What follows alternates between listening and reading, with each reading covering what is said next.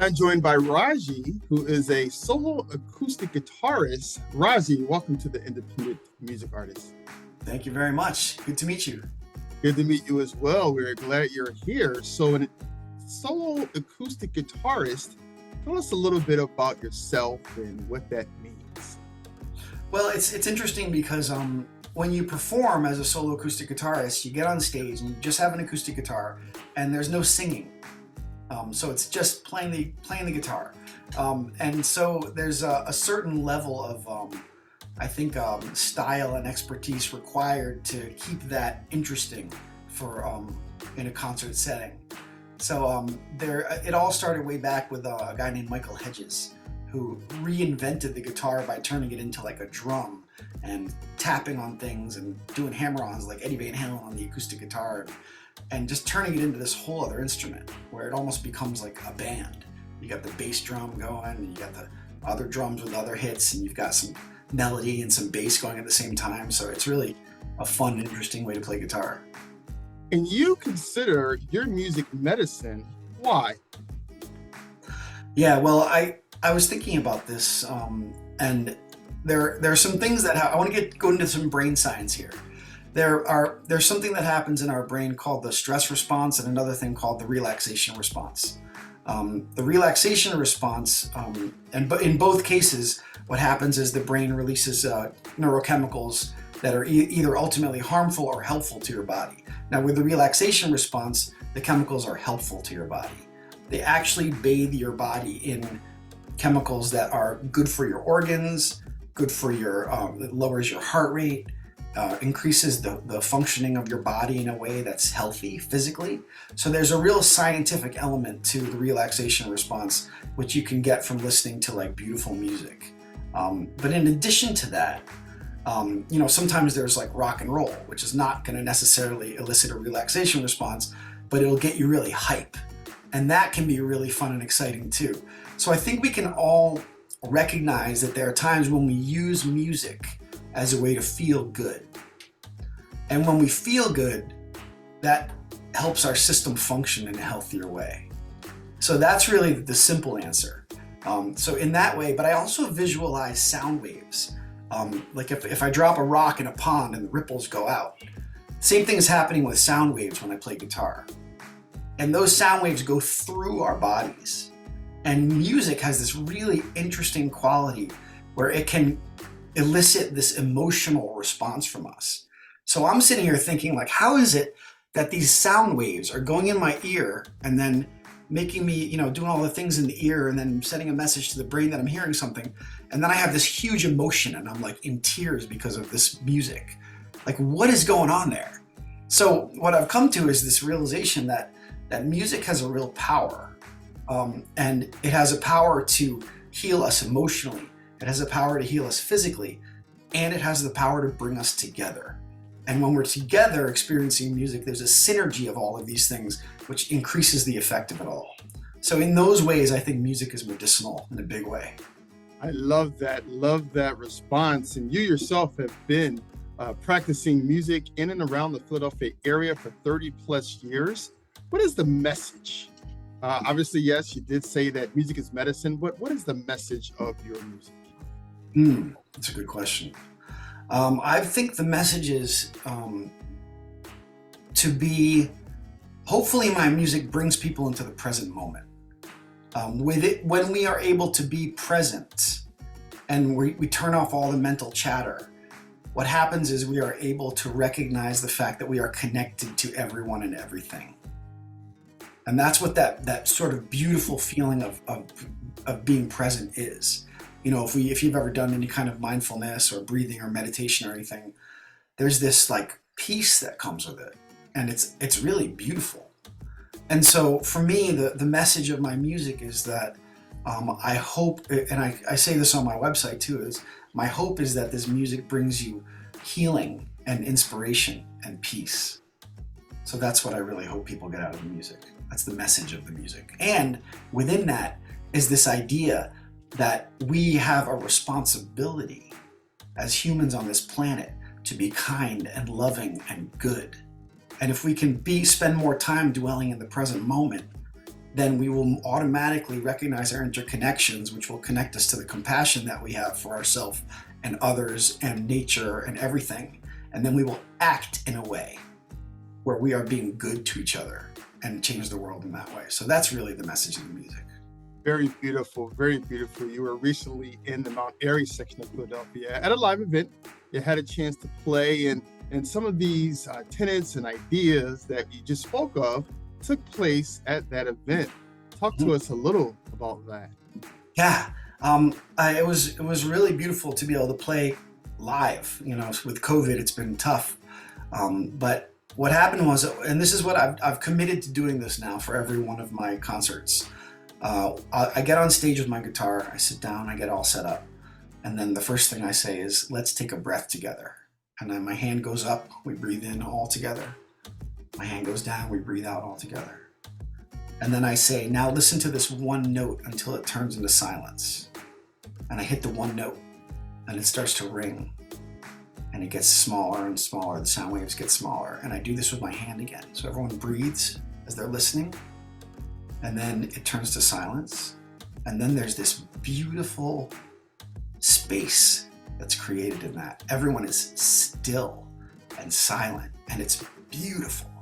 And what I realized is, as soon as I say, let's take a breath together, and everyone breathes in at the same time, then it creates this instant connection with each other, where we're all like, oh, I'm breathing with all these people. And there's kind of an intimacy that goes along with that. You know, I think it's like all of a sudden we can put down all of all the ways that we sort of create an image of ourselves, and we put all that down, and we can just be who we are in that moment, in that present moment, and just be together in that silence. And so that I think is a really great way to start a concert. Being together as one, that collective synergy, it's amazing to feel, I would imagine. So one of the tracks on your CDs is about giving with gratitude. Why is it important to give with gratitude? Yeah, I like that one. I like the idea of giving with gratitude. Usually when we think of giving, I think we often think that we're giving away something. And so the idea of giving with gratitude is that actually the act of giving is something we should be grateful for a few reasons. One of them is that when we are, and it could be you're giving money, or you're giving kindness, or you're giving food, whatever it is, there's you, and you are giving something. And you're giving something because you care. You care about the other person or whoever it is that you're giving to. And so I think there's a couple different levels of gratitude here. One is you're grateful to the person or the thing that you're giving to. You're grateful for what they do. You're grateful for who they are or what they're doing. And then the other thing is you're grateful, you can be grateful for that you're in a position where you can give either kindness or money or food. And so for me, gratitude has become a real key, because what I've discovered is when we can, the more, and this is actually some more brain science, in fact, the more that you spend time thinking about what you're grateful for, and this is what I tell my kindergartners in school too. We end the day every day with an appreciation circle and talk about what we're grateful for. And what I told them is that if you spend time focusing on what you're grateful for, you will be happier, healthier, and kinder. And all of those things are true. And there's now research to support that when we do spend time practicing gratitude, we actually do become healthier. And we definitely become kinder and happier. No question about it. So gratitude is a real key to goodness. You are dropping some pearls of wisdom on us today. Thank you so much for sharing from your spirit. What's next for you? I understand you went back and forth to California, honing your skills on the acoustic guitar. What's next for Raji? Well, actually, in 11 days, this is the most exciting thing. In 11 days, I'm getting on an airplane and I'm flying to Montreal to record my next album with a guitar legend who's become well known in the solo acoustic guitar world, and he's also become well known not only as a player but as a producer engineer for this kind of music. So it's an incredible opportunity for me to go up there and to record with him, because he's connected to all kinds of people, in that world.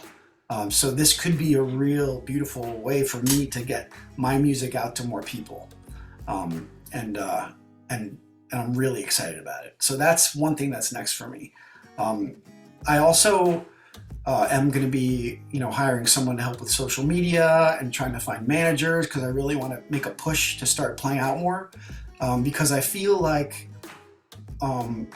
each one of my compositions has a corresponding visualization or a prompt to use the music as medicine in a more specific way. And so at one of my concerts, you have the option of doing that, or you can just listen to the music as like it's a concert and experience whatever you experience. But what I feel like is, as the ripples of the sound waves go out and can create some good feelings for people, and hopefully aid them in becoming more compassionate and connected people to the world around them. That's what's really important to me. I want to be of benefit. I want to be of service. And so what's next for me is figuring out a way to magnify the scope of what my music can do to help people and to create that transformation, to actually contribute to it, because we're all contributing to it, and every act of kindness contributes to that. So I think music can do that too. I'll tell you, Raj, you have an amazingly beautiful spirit, and I'm quite sure, we know how the universe works. So you going to Canada will definitely open doors for you. And again, much success to you. Tell us a little bit about when you're not performing, when you're not writing music. What is your hobby? How do you relax? My hobby is kindergarten. I didn't know that was a hobby. Right? Yeah, I love teaching kindergarten. I mean, these kids are my gurus. They live their lives with wonder and awe and an open heart. And given the choice to look at a tree and for me to, like a grown up, say, oh, that's a tree, I know what that is, and move on. Or for some, like what they would do is they would look at a tree and go, whoa, look at that tree. And they have all these questions all of a sudden about what's going on in the tree. What does it feel like? What's it doing? What animals are in there? And it just, so there's this connection to the world that is so beautiful and inspiring. So, and I call them my gurus, because over the 22 years I've been teaching kindergarten, I've been trying to live like them. And it's really helped a lot. So, but besides kindergarten as a hobby, I also love to get out in the woods. I love to be in nature, and I really am able to maintain awe and wonder for this incredible planet we live on.